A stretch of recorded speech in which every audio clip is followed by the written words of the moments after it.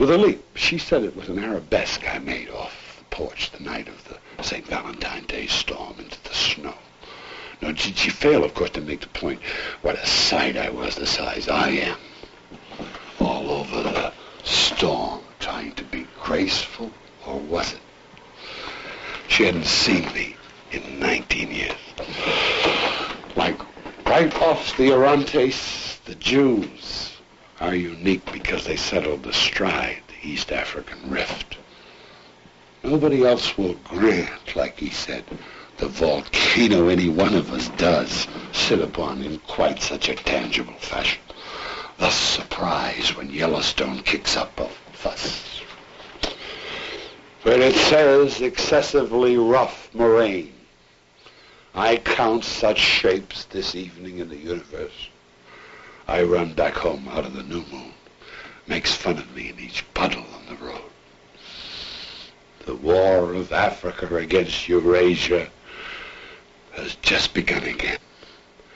Gondwana. This is Charles Olson, born December 27th, 1910. And to say that his size, energy, and imagination are prodigious is almost an understatement. In 1950, Charles Olson wrote an essay which grew out of an exchange of letters with the poet Robert Creeley. The essay was titled Projective Verse, and it set forth many of the technical and philosophical principles of what has been called the New American Poetry. I looked around and I found there isn't any ars poetica in existence. Literally. Olson's projective verse essay set forth the concept of open verse or composition by field, as opposed to closed verse or composition by inherited literary forms with set line patterns and rhyme schemes. Olson even spoke of the typewriter as the modern poet's stave and bar such as a musician uses, and by means of which the poet can indicate exactly the breath, the pauses, the suspensions even of syllables in the words and the lines. Form, in the new poetry, is never more than an extension of content. The poem grows from the inside out, that is to say, organically, like anything in nature. We arrange the measurements. Now we have to get to nature. That's where we are today. In science and poetry today, it's brilliant because it's already now returning to what, again, my great master and the companion of my poem, Mr. Whitehead, said, called his cosmology the philosophy of organism.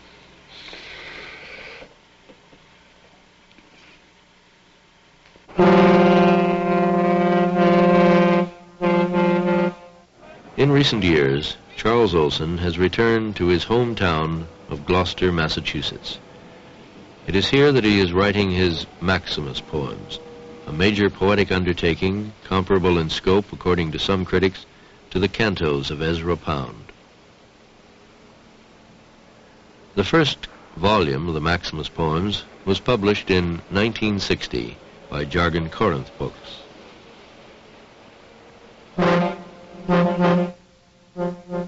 Letter 27, Maximus to Dogtown, is a poem that Olson withheld from that first volume.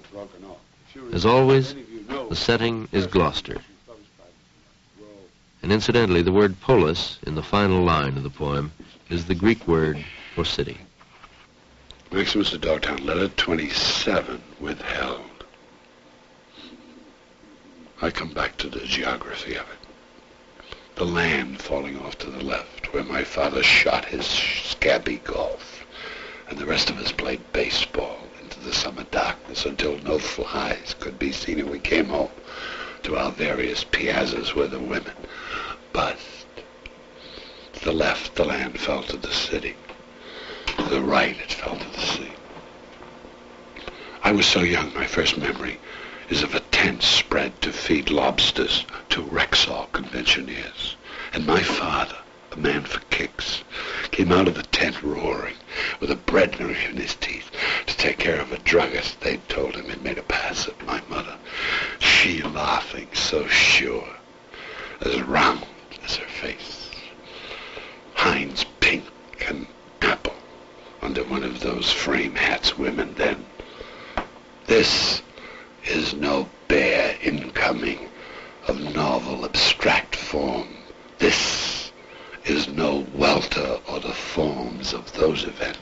This, Greeks, is the stopping of the battle.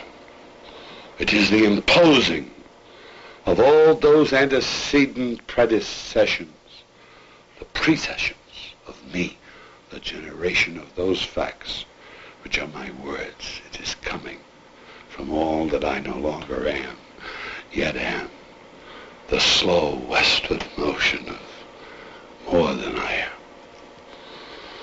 There is no strict personal order for my inheritance. No Greek will be able to discriminate my body. An American is a complex of occasions, themselves a geometry of spatial nature. I have this sense that I am one with my skin, plus this, that forever the geography leans in on me. I compel. Backwards I compel.